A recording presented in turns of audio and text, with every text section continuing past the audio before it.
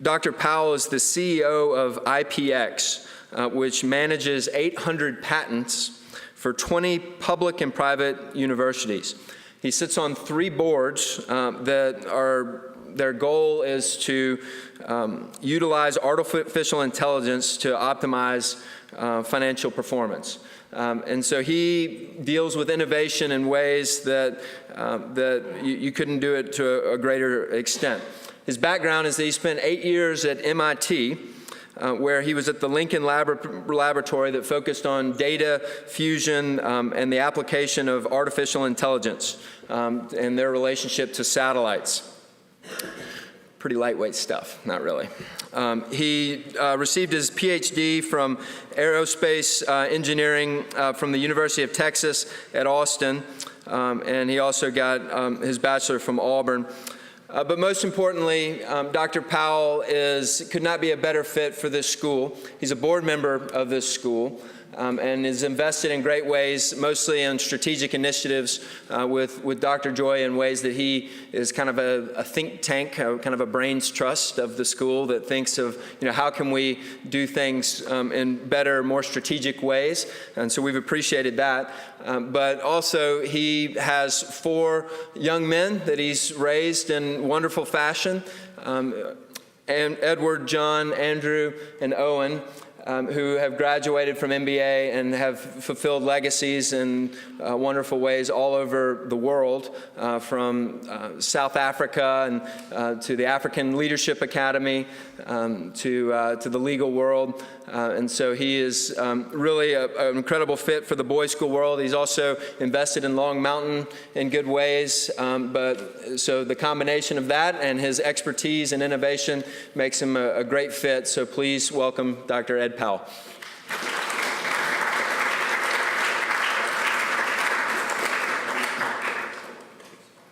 Okay, so you're a technology guy. The first question is, can you figure out how to make the slideshow work? That's my job. Okay.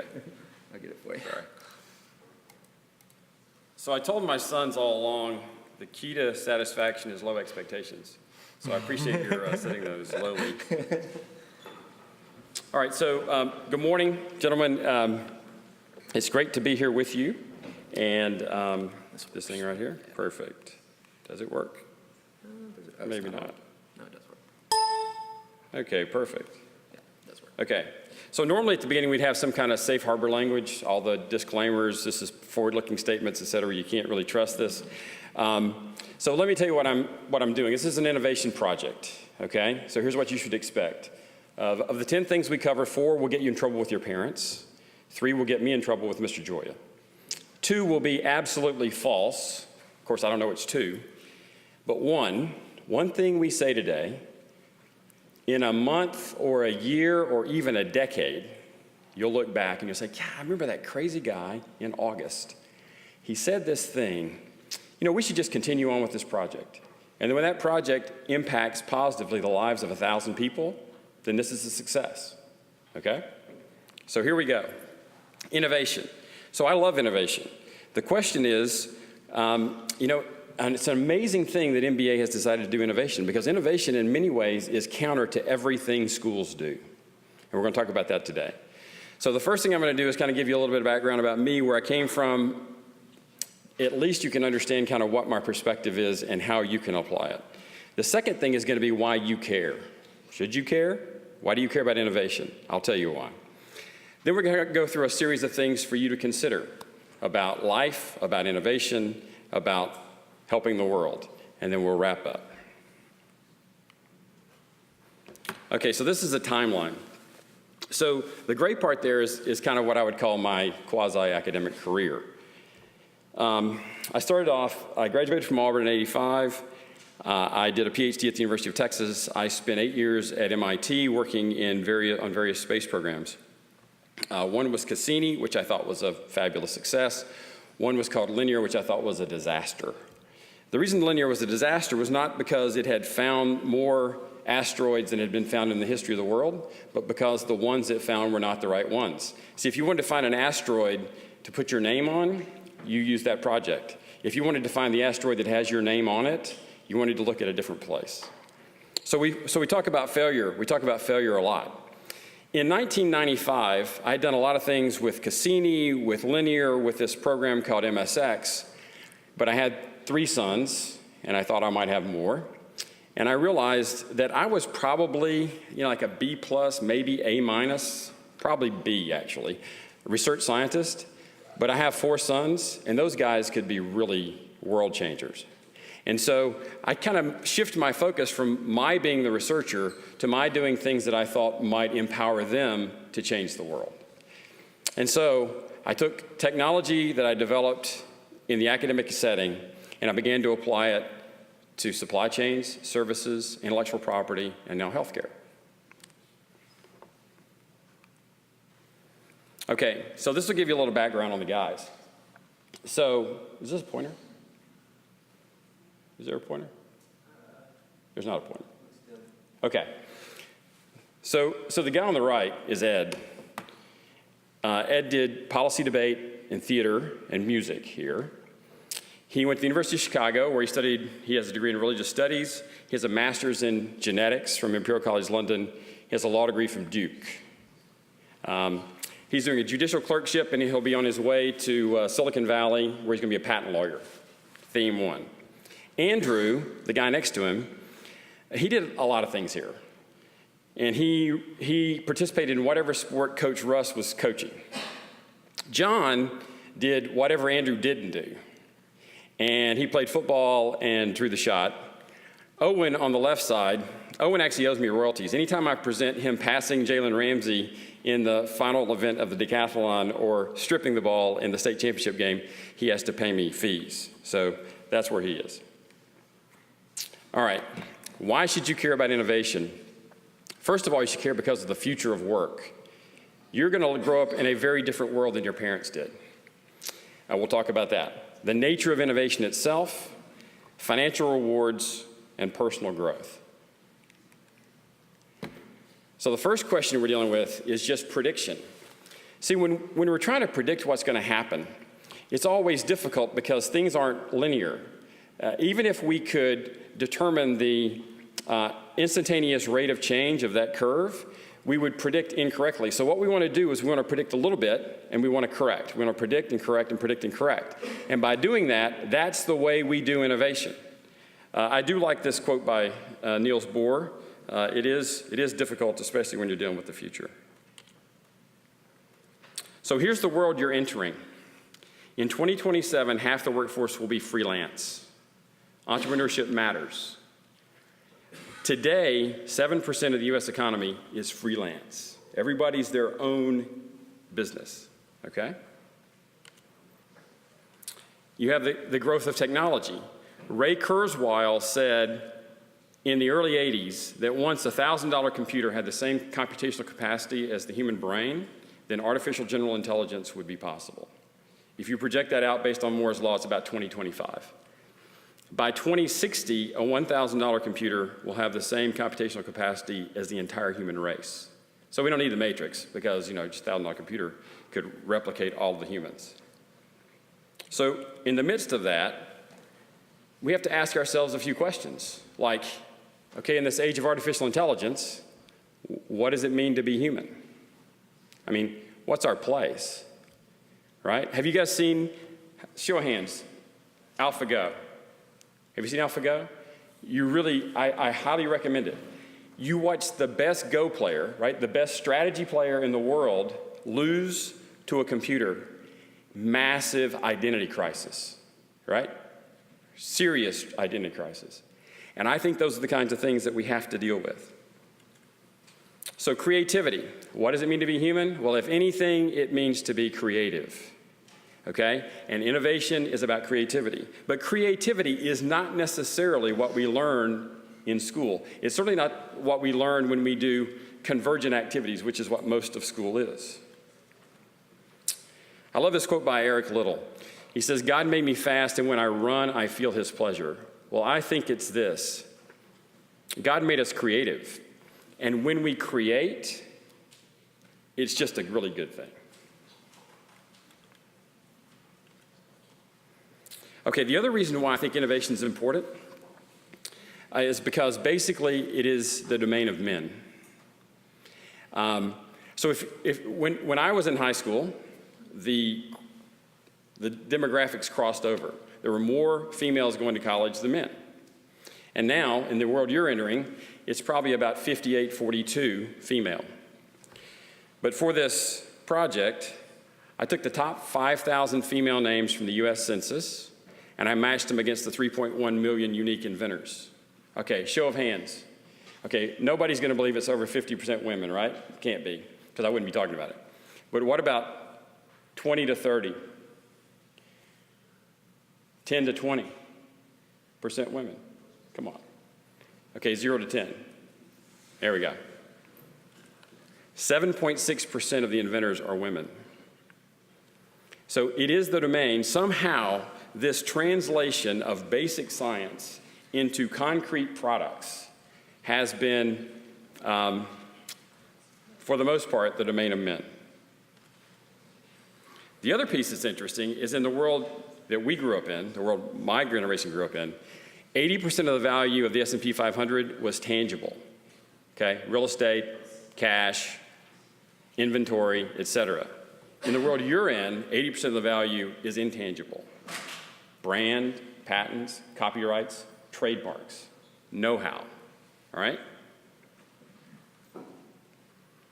And where are they going to go look for innovation? They're certainly not going to get it from big companies. It's going to come from small enterprises doing innovative things, because the fundamental nature of a large company is about executing in a very convergent way. And the whole idea of innovation is that you have to diverge and converge to actually have disruptive innovation. The next thing we want to cover are just kind of two narratives. One is a personal one, and one is a national one. The reason we want to do this in kind of a narrative way is because data find their meaning in narrative. James Watt is generally credited as being the driving force in the Industrial Revolution. He invented the steam engine. He was a philosopher and a chemist and an engineer. And everyone talked about the fact that what was different about him was the fact that he knew how to kind of synthesize all those together. He had encountered lots of obstacles, so he had created resilience along the way. But he found a small community at a university with Joseph Black, and they worked together to kind of work out the details. Now, he wasn't that interested in publishing papers, but he did write patents. In 1769, he'd really kind of abandoned the project, but he had this patent that was granted. And with that, he was able to go secure financing, and a fellow named Matthew Boulton, who I think is really the father of the Industrial Revolution, actually came in, funded the development, and in the process launched an entire revolution in several industries. We also see the same with South Korea. In 1962, the GDP of South Korea was $103. Today, it's almost $30,000. But the real transformation in South Korea happened between 1990 and 2010.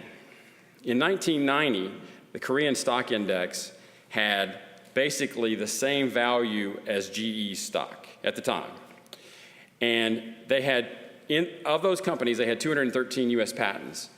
In 2010, they had over 67,000, twice as many as GE, and 4 times the market cap.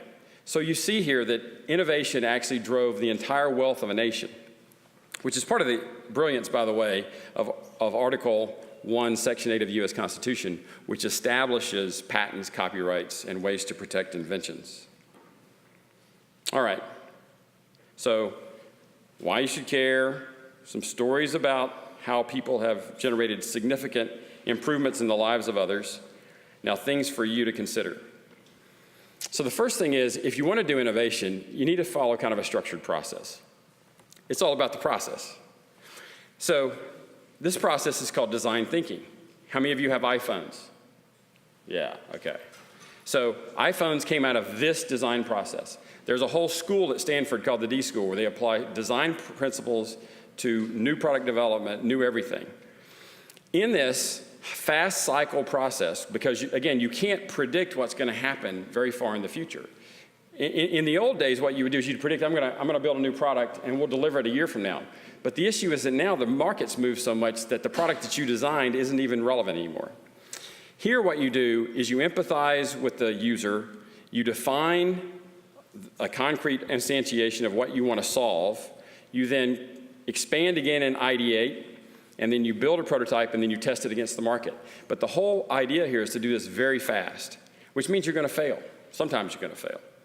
And this repeated process of flaring and focusing that actually generates disruptive innovation. Because you're both ideating and prototyping, you're looking broadly, but then also narrowing in and delivering. So the first thing that we would recommend is that you think divergently.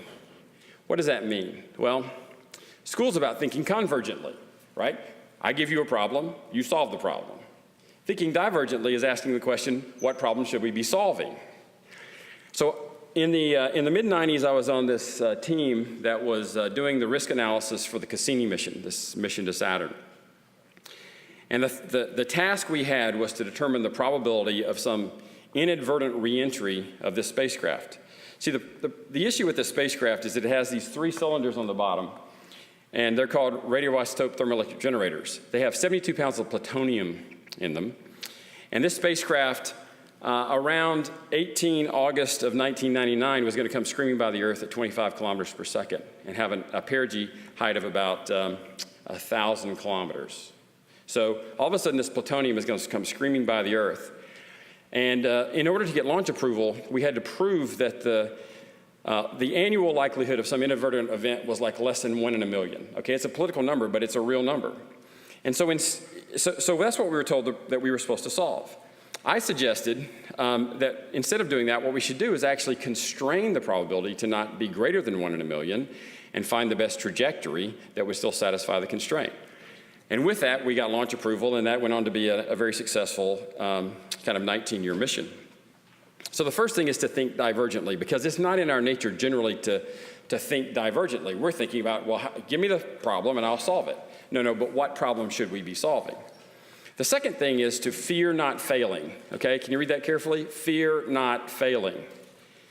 When I was at MIT, I did a lot of work on the West Coast, and what I found when I went to Silicon Valley was the guys on the East Coast were all about, okay, failure's not an option, right? Yeah, no, go. So in the West Coast, it was like, can you believe that $100 million hole we just put in the ground, right? We failed massively. They failed often, but they created more wealth than had been seen ever before. There's also this issue of large companies versus small companies. Innovation doesn't happen in large companies. It happens in small companies because small companies can fail. They can fail rapidly, they can fail efficiently, and they can fail, and by failing, they actually succeed. And then the last thing I would say is that sometimes a performance culture can actually be a hindrance. Like if okay, we cannot miss a quarter. But if you made an incremental investment, you might actually have a much better product in the end. I love this quote by Sarah Blakely. So Sarah Blakely, invented Spanx. It's okay. But here's what happened. Every week, her father would sit at the dinner table and say to the kids, okay, everyone go around and now tell me what you did this week that you failed at. Okay? And when it came time for her to go sell into Neiman Marcus, she just called him up and sold. And everybody came back and said, well, how'd you do that? I mean, we've been trying to get access to Neiman Marcus at trade shows. And she's like, I don't go to trade shows. I didn't even know there were trade shows. Well, how'd you get to Neiman Marcus? I called them. Why would you do that? Because all they can do is say no, right? So this is kind of an analog for the offensive lineman. My third son was a center, and he played, Kevin Mawai was his coach, You know the line, if you're not holding, you're not trying, right? Well, here it is. If you're not failing in innovation, you're not trying. There's another analog here, by the way. If you want to have really bright kids, one thing to do is to never commend them for being bright. Commend them for working hard and for taking academic risk. Because if you commend them for being bright, well, then they'll be afraid to take risks that might prove they're not bright. So when you take risks, be disciplined. I love this quote from Wilbur. The man who wishes to keep all the problems long enough to really learn anything positively must not take dangerous risks. Now, I don't know about you, but deciding to go fly in a plane that you don't know if it's going to fly, I think that's a pretty dangerous risk. I mean, if it were on Instagram, it would be kind of like, watch this. And so when you look at that, what we do see, though, is Orville and Wilbur's discipline borne out. So while they were taking risk, they were very disciplined. You saw it in the way they managed finances. You see it in the way they kept the Sabbath. So which one of us, you got 1,000 people, you're in France, you're like, hey, we'd like to watch you fly. Well, it's Sunday. I'm not flying on Sunday. You just probably wouldn't happen, right? And what you see then also is this steady methodical development. While Langley was spending $70,000, he was kind of like, in the current vernacular, too big to fail. He had to make these big, dramatic things, and people died, and there was all kinds of issues. Whereas they were steady, methodical, spent about $1,000 total in the development of the airplane. Okay, so this is kind of a group activity, this next thing we're going to say. And it's 3 steps. The first is to search for patterns. One of the things that humans are actually really good at is searching for patterns. Have you guys seen A Beautiful Mind? Remember that scene where he comes out and says, name a pattern? An umbrella. He looks up and says, oh, there's the stars. I can show you. So pattern recognition is a really important thing. In the mid-90s, I did this big study for the Air Force looking at the application of artificial intelligence to space warfare. And what I realized was a simple idea, that model-based artificial intelligence could handle more complexity and more uncertainty than rule-based approaches. If you think about it like this. Honesty is like a model. All the rules of every possible way you would have to be honest is like the rules. 90% of the software, 99% of the software in the world was rule-based, and yet model-based systems would be much more effective. So with that, we were supposed to build an autonomous command and control system for the largest national missile defense satellite program. And so we did. And what we did was we modeled the spacecraft as a microeconomic system. I mean, it's got resources and it has requirements. And over the life of the mission, you can just model the cost of the resources, namely sensors and thermal capacity and power and those things. And you can model the value of meeting certain requirements, and then you just maximize the value, right, over the life. Let computers look for billions of different ways you could do it. And what we found is that we could cut the cost of operations by 20% and enable a whole set of missions people never considered before. So we began by observing a pattern, then we quickly went to actually implementing that observation, and then we generalized it. Well, what that spacecraft was is actually what every business is, because I mean, businesses have resources. They have people, they have real estate, they have parts, they have products, and they're trying to get the right person, the right place, at the right time, with the right stuff, at the right price. And so we found the same thing. So we went into a company like Terminix, and we optimized how they deployed their resources. And they went from driving 5 million miles a month to 3 million miles a month. And they had these, workers who all of a sudden had 22 hours of labor per month that they could expend. And that represented about a 15% pay increase. You know what that 15% pay increase does? It sends your kids to college for 5,000 people, okay? I don't know what else we could have done that would have been that impactful. But from our perspective, again, we saw an opportunity, we leveraged it, and then we generalized it.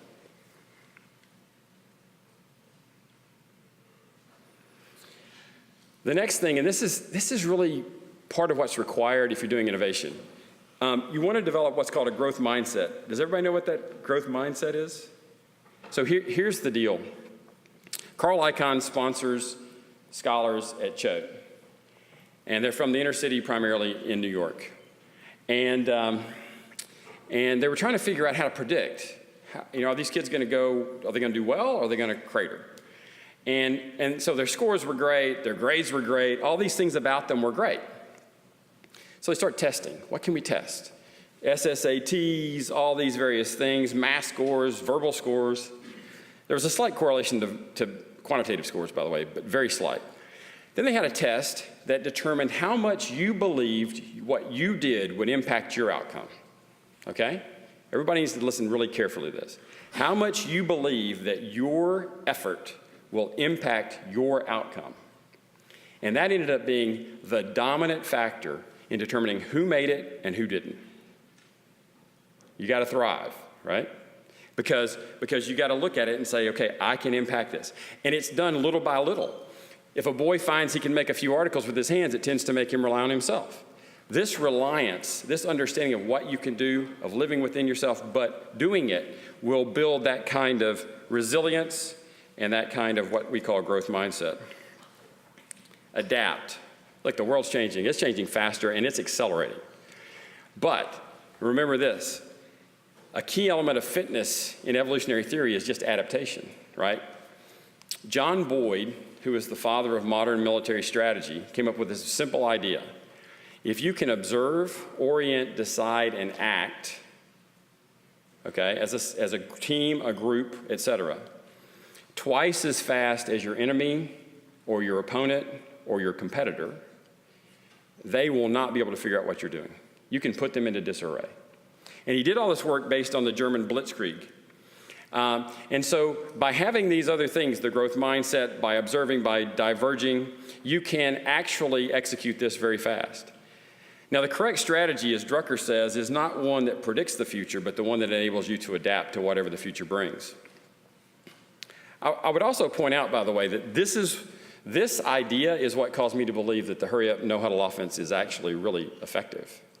Because what you're doing is essentially just that. You're going at very fast cycles, observing, orienting, deciding, and acting. Okay. One of the most interesting episodes in the book to me was when Orville had crashed, and then Wilbur was having to deal with the aftermath of that. And what you saw in that was they just had this rock-solid view of their purpose. It was their job to bring the flying machine to humanity. And that idea of vocation, when you look at the Latin, is your calling. There's this sense that the calling, as Buechner says, is that place where your deep gladness and the world's deep hunger meet. But that means you have to go out and figure out what the deep hunger of the world is, not just your passion, but how does that passion merge with the needs of the world around you? There's a great speech, if you haven't seen it, by Steve Jobs at Stanford, where he talks about connecting the dots. And he says, because of this same thing, you have to believe that in the end, the dots will connect. So I think discerning your vocation, your calling, that place where your deep desire intersects with the world's great need, I think is key to innovation.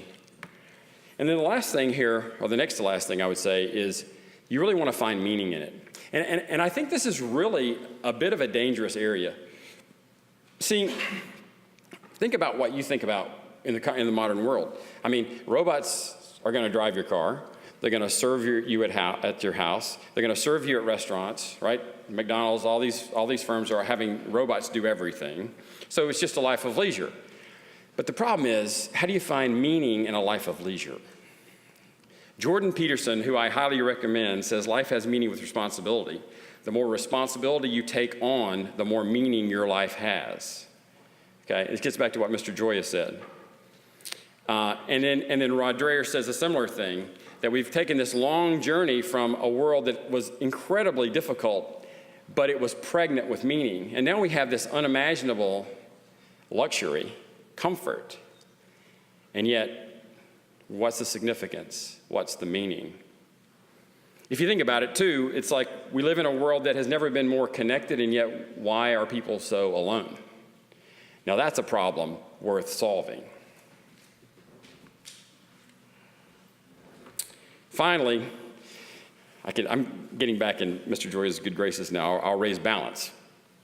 So if you think about it, schools, as we said before, schools are about convergence. They're about, I give you the problem, you solve it.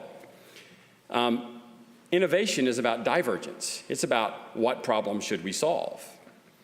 And convergent risk has the following profile. You have lots of little successes, and then typically you could have a major failure. Like for me, if I were working in a big company, I could have all these years where they said, oh, you're doing a great job. Oh, but now you're 55 and we can hire 3 young guys. Hit the road. Divergent risk, you have lots of little failures. So along what it does is it builds resilience, and then periodically you have big successes. You sell your company, open up, invent something. The other piece of this imbalance, it relates to what Mr. Jory said about Sundays. What we see in the Wright brothers is this kind of intentionality around rest. I'm going to rest on Sunday, period. When I was at MIT, what I found that was interesting is all my friends who were on Wall Street were working like 100 hours a week. At MIT, what they wanted you to do was they wanted you to be working about 40 hours a week, which I know this is going to be anathema to some people. But they wanted you to be in the mountains and sailing and walking in the woods. They wanted you to be out doing these things because they knew that doing those things would actually generate creativity. And they didn't want us billing hours. They wanted us coming up with disruptive, innovative solutions. And those two things are kind of at odds. The convergent world leads to satisfaction because you're getting positive feedback all along. But the divergent world leads to success. It also leads to resilience. So I end with this from Wilbur. If I were giving a young man advice as to how he might succeed in life, I would say to him, pick out a good father and mother and begin life in Ohio. Now, I would say, and when you're in the 6th grade, you move to Nashville and you go to MBA. So, best of luck to you guys. Hope you have a great year. If you have any really good ideas for new products, Mr. Joy has my contact information. Good job.